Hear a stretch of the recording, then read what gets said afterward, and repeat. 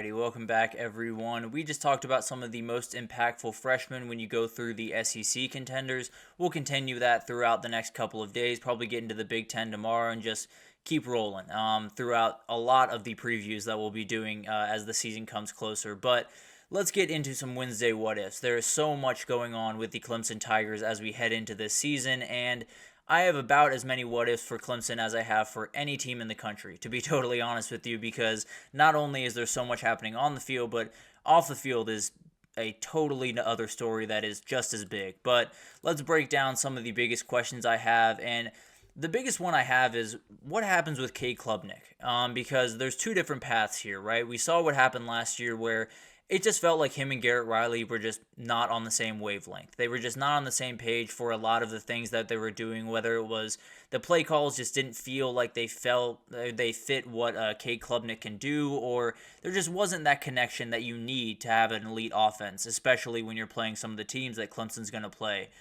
The thing is, Cade Klubnik has every single tool you could possibly want. That's why he came out of high school as such a highly touted guy.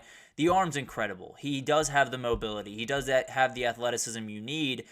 Everything is there. There's not a thing about this kid that makes him just impossible to be successful. He can be a really, really remarkable quarterback, but he's got to hit that next level, and that falls on the shoulders of a lot more people than him, and mainly it falls on the shoulders of that guy. Garrett Riley just has to be much better this year, and it's not necessarily to say that he was downright bad a year ago, but it is to say he's got to play to Cade Klubnik's strength just a little bit better. He's got to be able to get these wide receivers open a little bit better by scheming, because frankly, it's not the greatest wide receiver group, although I do think it's a little bit stronger than years past. I think Adam Randall, Troy Stellato, Antonio Williams are all really good veteran guys to have for someone that is a little bit on the younger side. Jake Burningstool, another guy that's going to be absolutely huge for them this upcoming year. But then the young guys are really the separators. Those are the guys that really will take you from a competent offense to an elite offense. And those are Tyler Brown, who I think is going to have a really, really good year, frankly. Bryant Wesco made huge waves in the spring and is a fantastic player. And then TJ Moore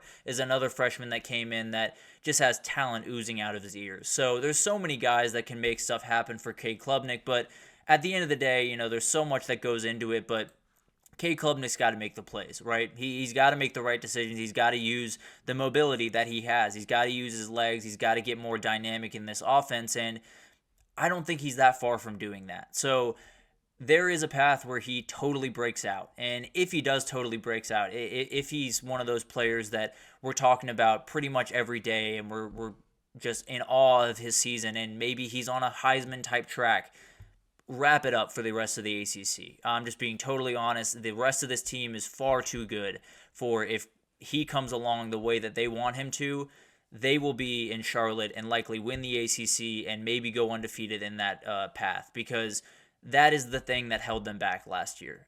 There was a lot of things in place last year, and obviously there were a couple of things that you would like to be a little bit better. The wide receiver group was not great, which obviously did not help this situation by any means. But regardless, the quarterback play was the thing that separated them from those couple of wins that would have taken them over the hump. So it's a huge year for this kid. I think he has every single ability to be successful. Garrett Riley's a fantastic play caller, as we saw at TCU. The wide receivers are so much better this year than they were a year ago. The O-line is going to be really good, led by Blake Miller on the right tackle position. But overall, this is a huge year for this kid, and if he hits his ceiling, it's over for the rest of the ACC. They win that conference. If he doesn't, the questions around Clemson just get that much louder, that much bigger, and that's kind of what I want to get into in my second question, which is, what if they go 8-4 or 9-3 and miss the ACC title? What if something like last year happens again? And I really don't know the answer to this. I'll be totally honest with you. I know that it makes a number of people across the country smile ear to ear because they like to hear the idea of Dabo's downfall, but at the end of the day, this is going to be a really, really interesting year for them. And there's so much riding on this year, not just because a 9-3 year over the last couple of years has been disappointing for Clemson, but there's so many questions about the way that they go about business in terms of roster construction, in terms of not going after the portal, which in some ways I absolutely love that Dabo does that. In some ways I absolutely hate it. So it's kind of a double-edged sword, but at the end of the day, there's going to be questions if he goes through this year let's say it's 9-3, and you have losses to UGA, Florida State, and NC State, or Virginia Tech is that third one. That's a good year. Let's just be totally honest. Those 3 losses are not necessarily anything terrible. They could be, weird situations where Clemson loses a, bounce of ball type play and misses out on a game. It doesn't change that it's going to make those fans angry. It doesn't change that it's going to make a lot of people mad. And there are some people in that building, I'm confident there are some people in that building that make big time decisions that don't necessarily love that Dabo doesn't go after the portal, that don't necessarily love that NIL is not as big of a part of their equation as it is for some of the other superpowers out there. And they got to do something about it, one way or the other. If they go 8-4 this year and there's questions around what they're doing going forward, and are they continuing on this slippery slope, and is Miami and Florida State jumping them in the ACC? If all of that stuff is happening before your eyes, there's going to be people asking Dabo to change his ways. There's going to be people asking Dabo to dip into the portal, to use NIL, and I don't know if he's going to do it. And I kind of respect him for that, for standing on his principles, for doing what he thinks is right, not what everyone else wants him to do.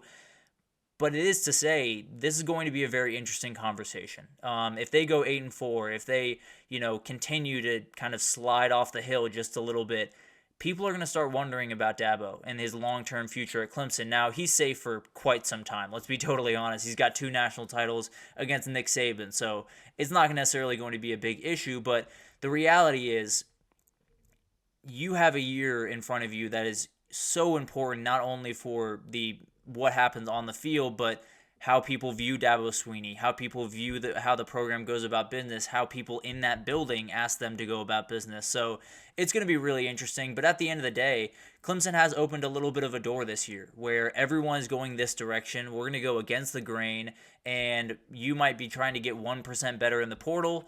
We're going to develop the guys that we have now and get 10% better.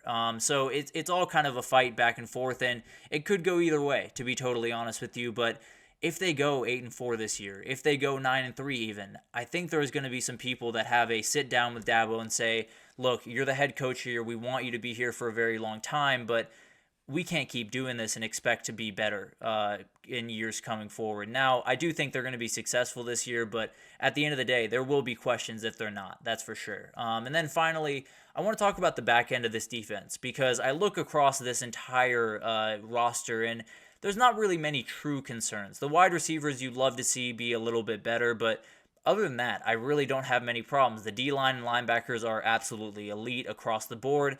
The back end of the defense is a little bit wary. And it's not necessarily that it's not good. I think a guy like Avion Terrell, this guy right here, is hugely important. AJ's brother, if you know the name. A very, very good player, played some really good football a year ago, and will be huge for them. There's no two ways about that, especially with Nate Wiggins walking out the door. He's CB1 now, and he's got to act that way. And then losing guys like Andrew Makuba to Texas and Toriano Pride Jr. to Missouri were big-time losses. There's no two ways about that. I do think one guy that makes this just a little bit easier is R.J. Mickens, a hugely important guy and is a veteran in that group, which is very, very important. When you have a group that might be a little bit less experienced, having a guy in the center of it that is going to be in total control is massive. It's the same situation with Bama and Malachi Moore. I worry a little bit about some of the pieces in that room, but when you have a guy like Malachi Moore holding everything in place, you're going to be really successful. So I really do think this back end could be really good, but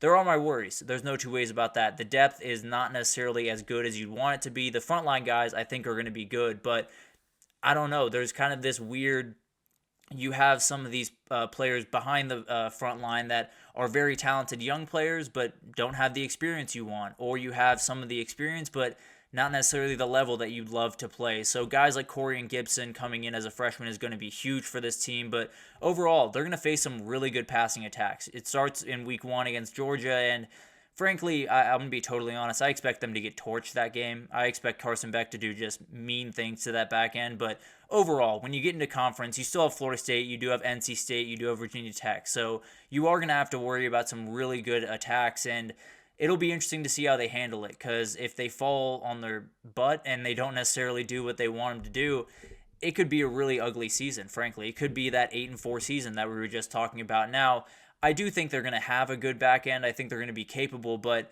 if they're not totally locked down in some of these games, it could lead to some losses, and the margins are just razor thin in that conference this year. So I do think they have the dudes, no doubt about that, but I do think it's going to take some time for them to get comfortable, to get in their groove, and it could be too late by that point, to be totally honest with you. So it'll be interesting to watch that. I really do think that this is a very fantastic team going into this year, but the questions around them are just plentiful. There's no two ways about that. But that'll do it for this edition of the GSMC College Football Podcast, brought to you by the GSMC Sports Network. Your support means a lot to us, so please remember to subscribe to the show, leave a positive review. It does make a huge difference. Also, follow us on Facebook, Twitter, TikTok, Instagram, all of the social pages you could possibly need for all of the content you could possibly need. We have you totally covered in the world of sports, whatever you need. So come on over to GSMC and take in whatever you want. We got plenty of people covering every single sport you could possibly want. But